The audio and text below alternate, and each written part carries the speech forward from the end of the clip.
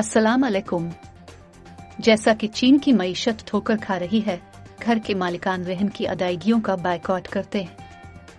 खिलाफ वर्जी के एक गैर मामूली अमल में मुल्क भर में वो लोग जिन्होंने मकरूज डेवलपर्स से जायदाद खरीदी है, अपने नामुकम्मल अपार्टमेंट्स पर कर्ज अदा करने से इनकार कर रहे हैं।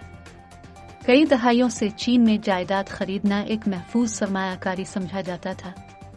अब मुल्क के मुतवस्सित तबके के लिए दौलत की बुनियाद बनाने के बजाय रियल एस्टेट बेइत्मीनानी और गुस्से का बाइस बन गई है।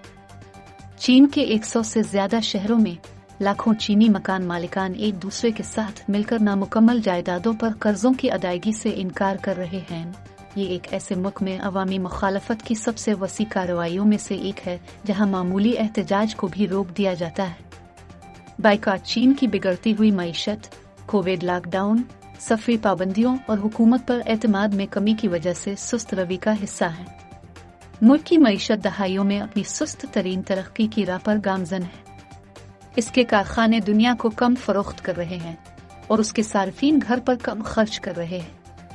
पीर को हुकूमत ने कहा कि नौजवानों की बेरोजगारी रिकॉर्ड बुलंदी पर पहुंच गई है। रहन की बगावतों ने एक प्रॉपर्टी मार्केट को तबाह कर दिया है, जिसका सामना एक दहाइयों से तवील हाउसिंग बुलबुले से हुआ है।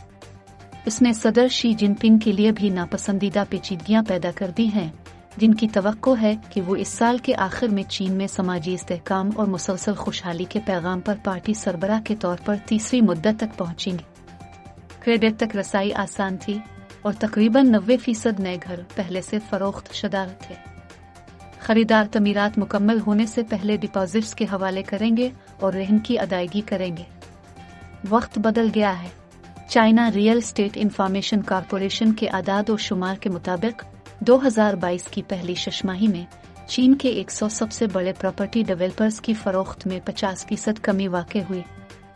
मिस्टर ली 29, जो होटल मैनेजमेंट में काम करते हैं, याद करते हैं जब मार्केट बहुत ज्यादा उम्मीद अफजा नजर आती थी।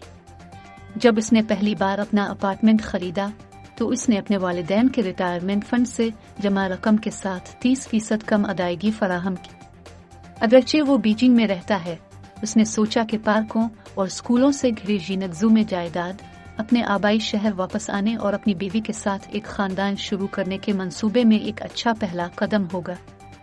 वो मंसूबे अब रुके हुए हैं क्योंकि जीनगजू की तरक्की में तामीराती काम रुका हुआ है।